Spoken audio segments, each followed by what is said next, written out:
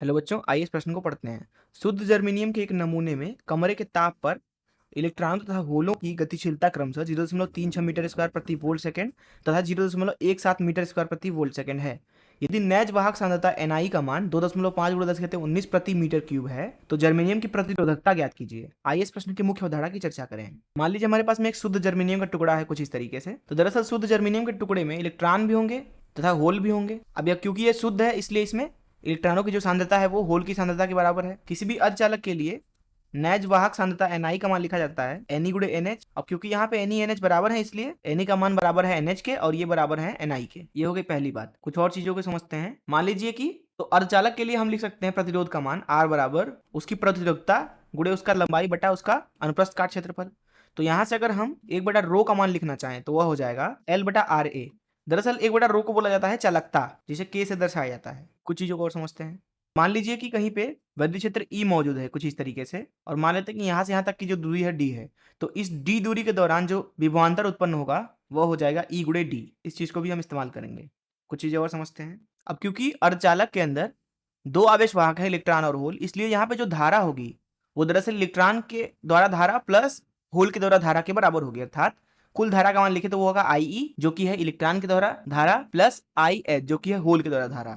तो यहाँ पे अगर हम I का मान लिखना चाहें तो वो हो जाएगा IE प्लस IH। अब हम अगर IE का मान लिखना चाहें तो यह होता है इलेक्ट्रॉनों का वेग जिसे VDE से दर्शा देते हैं गुणे इलेक्ट्रॉन पे आवेश जिसको हम E बोल देते हैं। यहाँ पे E का जो मान होगा वो होगा 1.6 × 10⁻19 कूलाम के बराबर। Ne जो कि है इलेक्ट्रॉन की सांद्रता गुणे A अर्थात अनुप्रस्थ काट क्षेत्रफल। साथ ही साथ हम IH को इसी तरीके से लिख सकते हैं VDH अर्थात होलों की जो वेग है वो गुणे E गुणे होल की सांद्रता गुणे अनुप्रस्थ काट क्षेत्रफल A। अब यहाँ पे अगर हम दिए गए अर्धचालक की कुल चालकता लिखना चाहें तो वह हो जाएगा इलेक्ट्रॉन के द्वारा चालकता जिसे Ke से दर्शा देते हैं प्लस होल के द्वारा चालकता जिसको KH से दर्शा देते हैं। कुछ चीजें और समझते हैं। अगर कोई एक आवेश वाहक है मान लीजिए Q, जिसके ऊपर हम मान लीजिए E वैद्युत क्षेत्र लगाए हुए हैं, ऐसी स्थिति में मान लीजिए इसकी जो गति है वो V है।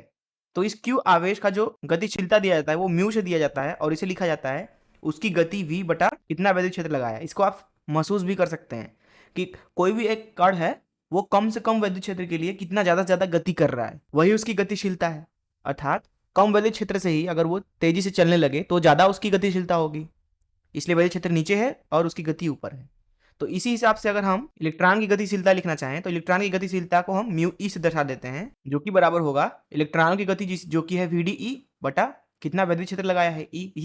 इसी तरीके से अगर हम होल की गतिशीलता लिखना चाहें जिसे हम म्यू एच से दर्शा देते हैं तो ये हो जाएगा होल की गति जो कि है VDH, होल का वेग जो कि है VDH बटा वैद्युत क्षेत्र E। तो यहाँ से हम कुल चालकता लिख सकते हैं इलेक्ट्रॉनों की चालकता प्लस होल की चालकता। हम कुल धारा का मान लिखना चाहें तो वह है IE प्लस IH। यहाँ से अगर हम ध्यान से देखें तो इस समीकरण 2 और समीकरण 3 से I और IH का मान यहाँ पे रख दें तो हो जाएगा VDE E NEA plus VDH E NHA। तो यहाँ से कुल धारा का मान लिख सकते हैं हम VDE Ne plus VDH NH गुणे EA के बराबर। अब इस I को अब क्योंकि धारा जो होती है वो विभवांतर बटे प्रतिरोध होती है तो इसको लिखा जा सकता है V बटे R।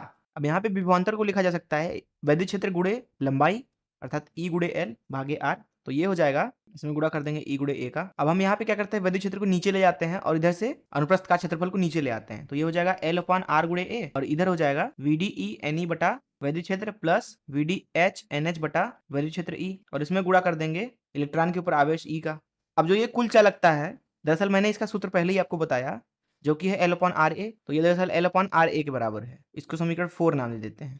तो यहाँ पे कुल चालकता जो है वो L/RA के स्थान पर रख देते हैं तो हमें कुल चालकता का मान मिलेगा K बराबर VDE बटा E Ne प्लस VDH बटा E NH और इसमें गुणा करेंगे E का। तो दरअसल आप देख सकते हैं कि VDE बटा E दरअसल म्यू E है और VDH बटा E म्यू H है, जैसा कि यहाँ पे मैंने बताया।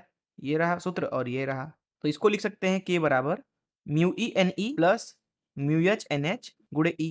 तो ये हो गया दिए गए अर्धचालक के लिए कुल चालकता का सूत्र। तो इस मुख्य अवधारणा का इस्तेमाल करके आइए इस प्रश्न को हल करें।